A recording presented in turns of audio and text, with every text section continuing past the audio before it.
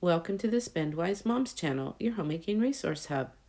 This week, I spent a total of $48.03 for two people, or $24.02 per person. Since we had a lot of food in the house from last week's groceries, I decided to do some stocking up this week, as you can see in the video. I found a pork roast and some peas in my small chest freezer while I was looking for something else. I didn't remember we had them, and it was a very nice surprise to be able to make some barbecued pulled pork sandwiches with the meat. I made some Texas Roadhouse rolls, some tortillas, and some English muffins. I left out enough for the next day and put the rest in the freezer where we can use it as needed. I don't ever have moldy bread because of this. I made a chimichanga recipe that I didn't like, and I won't make again. I also made a pot pie and a lasagna. One way to save money is to use less. I try to cut down on expensive ingredients by using half as much in recipes.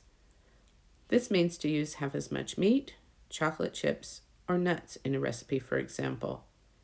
Take this week. I was going to make a pot pie, but instead I put the filling into a 9x13 pan and put drop biscuits over the top to cut down the fat by 2/3 and the flour by 1/2. By using less fat and flour, the recipe was more economical to make and healthier as well. When I made chimichangas, I browned some ground deer and divided it up between two meals, the chimichangas and the homemade hamburger helper. I frequently use less meat in recipes to make our meat last longer, thus saving money on food. Using a smaller amount of some of the ingredients in recipes can save money. When I made this lasagna, I used half the amount of Italian sausage that it called for. I also swapped cottage cheese for the ricotta.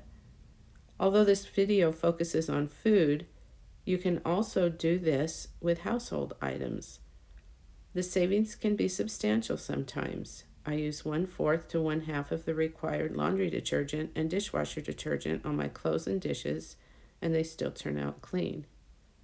I don't wear makeup every day to give my face and my pocketbook a break.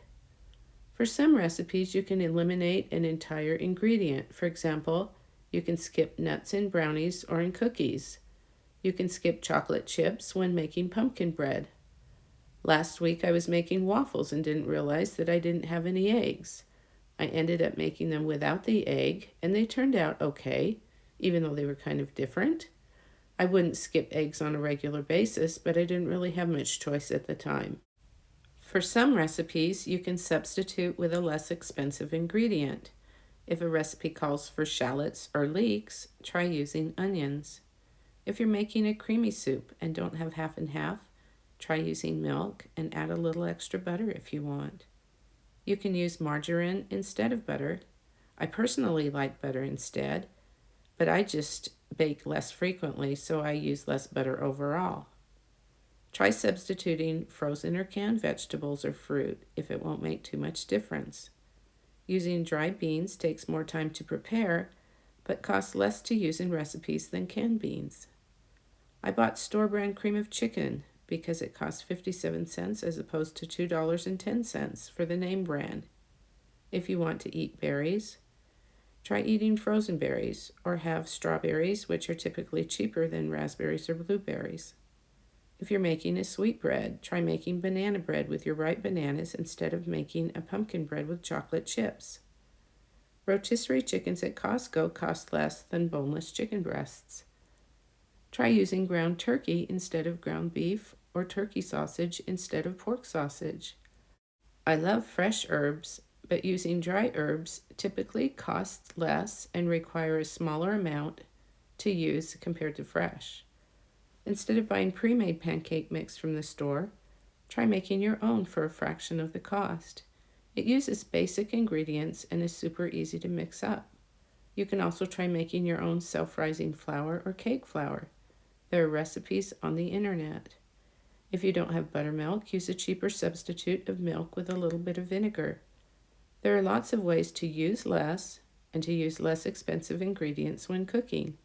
What are some of the things you've done to use less in the kitchen? Please share in the comments below. Thanks for watching the Spendwise Moms channel. Please subscribe for more videos like this.